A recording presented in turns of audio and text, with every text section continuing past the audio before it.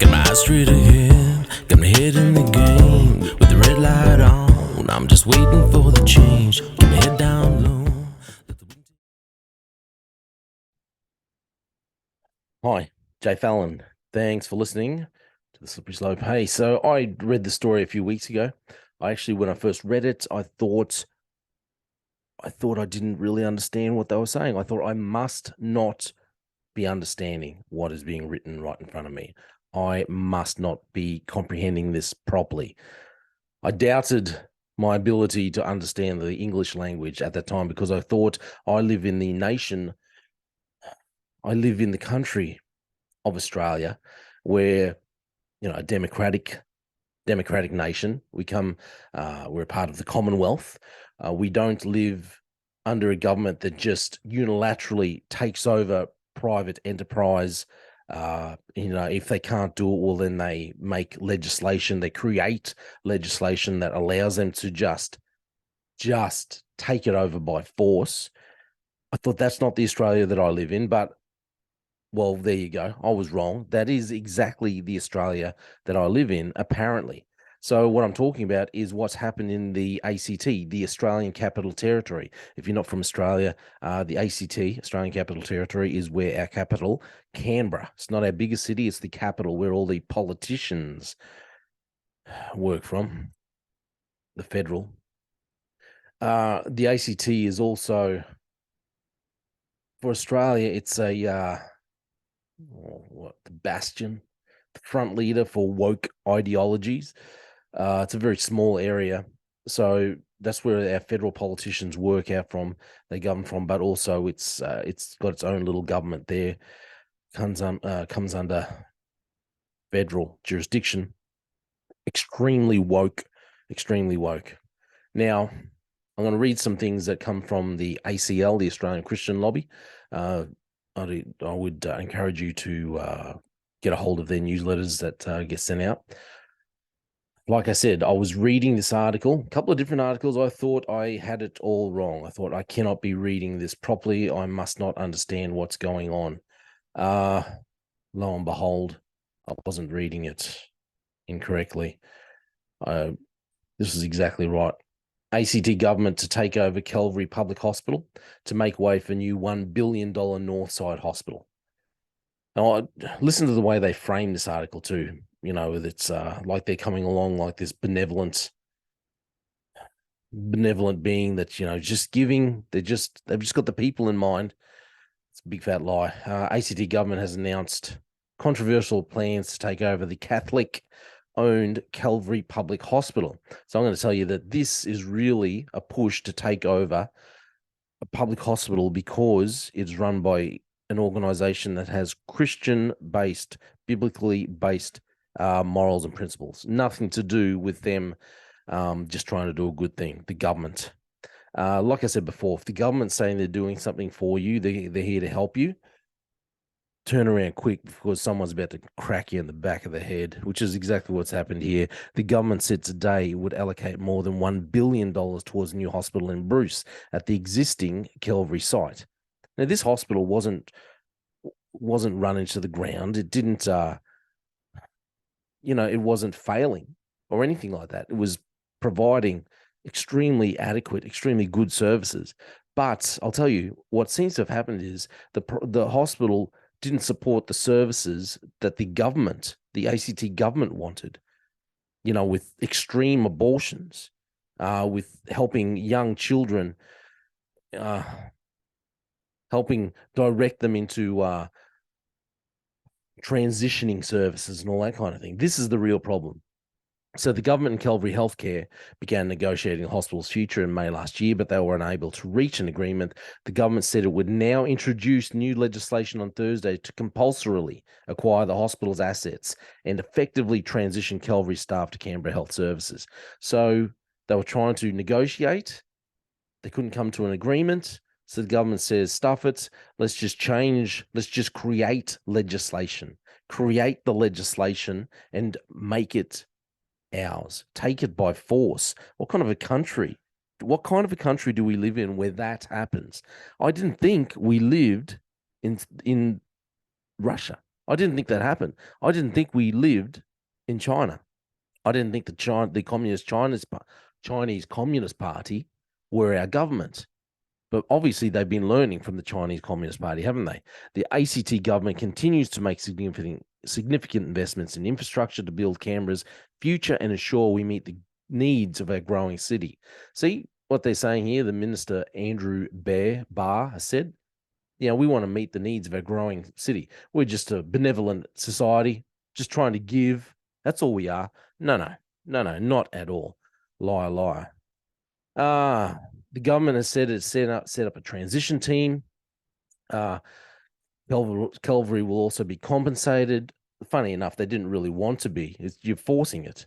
Health Minister Rachel Stephen Smith said the $1 billion cost was a big decision for the future of the healthcare in the ACT to consolidate health services. She said the takeover would consolidate the ACT's public hospitals and create a single health network, allowing the government to better coordinate health services, distribute resources effectively, and strengthen the capacity of our workforce.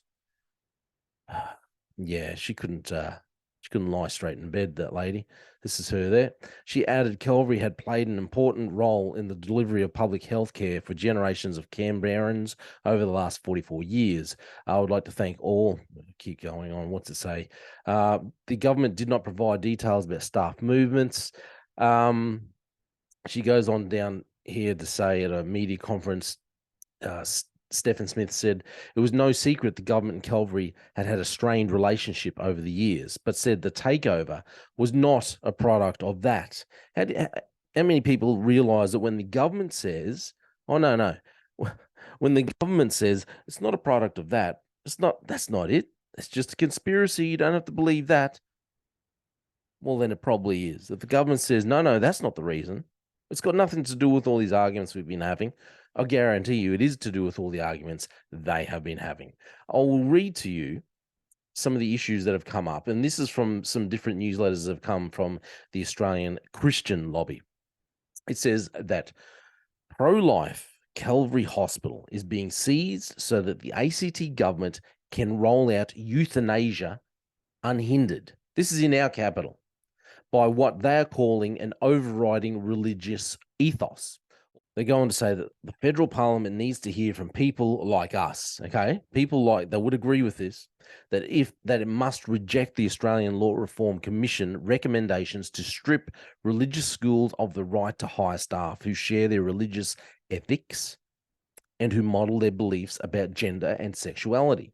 Hundreds of late-term babies are born alive following abortions every year. After birth, they're left to die without pain relief or life-saving care. From what I've heard, from what I've been able to read, this is one of the issues. Calvary Hospital did not agree with late-term abortions and leaving these babies to die. Goes on to say they're not treated as children, but as medical waste here in Australia. Disgusting. Goes on to say that senators need to hear from people like us, calling on them to support Senator Canavan's and Antic and Babbitt's Born Alive bill, so that babies born alive in abortions can receive compassionate, life-saving care. Also, in another newsletter, says that Calvary's conscientious objection to providing elective abortions and assisted suicide is an affront to the ACT Labor Greens government. Remember Labor and the Green Party. They're the big push behind this. They're the main force behind this big push for euthanasia that we've seen the last 12 months. I mean, it was always getting pushed along, but since they've come into power across the nation, a lot more talk, a lot more states now pushing ahead with euthanasia laws. Anyway, I'll go back over this again. So Calvary's conscientious objections to providing elective abortions. Assisted suicide is an affront to the ACT Labor Greens government, and there is no tolerance for dissent. Thus, why they are taking over forcibly the hospital. Goes on to say This takeover would create a dangerous precedent for other governments to seize faith-based services like education and healthcare. John Steenhoff, who's the managing director of the Human Rights Law Alliance, has said the ACT government will soon introduce some of the most extreme euthanasia laws in the world. One of the key barriers to the compelled universal rollout of euthanasia on both the willing and unwilling is Calvary Hospital. I think it's everything to do with Calvary pushing against the ACT government and their desire to shed innocent blood, their desire to kill. And now we have a government that will forcibly take over a hospital. If they can do it to them, they can do it to anyone. To end today, I want to read this. I think it's a bit of a poem. It's attributed to Martin Niemöller. I hope I'm pronouncing that right. Anyway, he was a German Lutheran pastor and theologian born, obviously in Germany, in Lippstadt, Germany, in 1892. So Niemöller, I hope I'm pronouncing that right. He was an anti-communist and supported Adolf Hitler's rise to power. But when after he came to power, Hitler insisted on the supremacy of the state over religion. Niemöller became disillusioned. He became the leader of a group of German clergymen opposed to Hitler. In 1937, he was arrested and eventually confined I won't even try and pronounce those places. Anyway, obviously these are some kind of prisons. He was released in 1945 by the Allies. He continued his career in Germany as a cleric and as a leading voice of penance and reconciliation for the German people after World War II. So one version of this poem that he's written, a longer version, which is at the Holocaust Memorial Day Trust, is as follows. It says, first, they came for the communists, and I did not speak out because I was not a communist. Then they came for the socialists, and I did not speak out because I was not a socialist.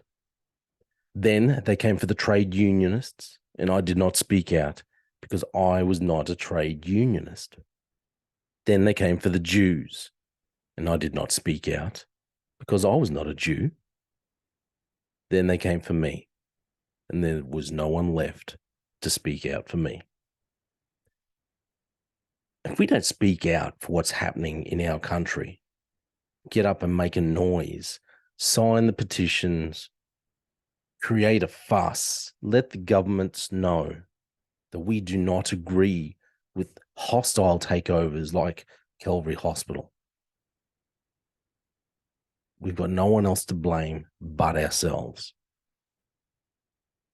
So here's the problem. The nation that continually rejects God produces judicial, legislative, and executive branches of government that approve of and encourage immorality and corruption. It's what it talks about in Romans chapter 1. This is what happens, and this is what has happened with our government currently here in Australia. Continually rejecting God, embracing pagan worship, embracing immorality. And this is where we are, fighting for the right to kill unborn children and pushing ahead with legislation of euthanasia. That's our nation, the nation that's rejected God. And these are the consequences that we are now enduring. Thanks for listening to The Slippery Slope. They just fuel a desire that will take me higher. I'm on fire because nothing's gonna bring me down. Nothing's gonna bring me down. Nothing's gonna stop me.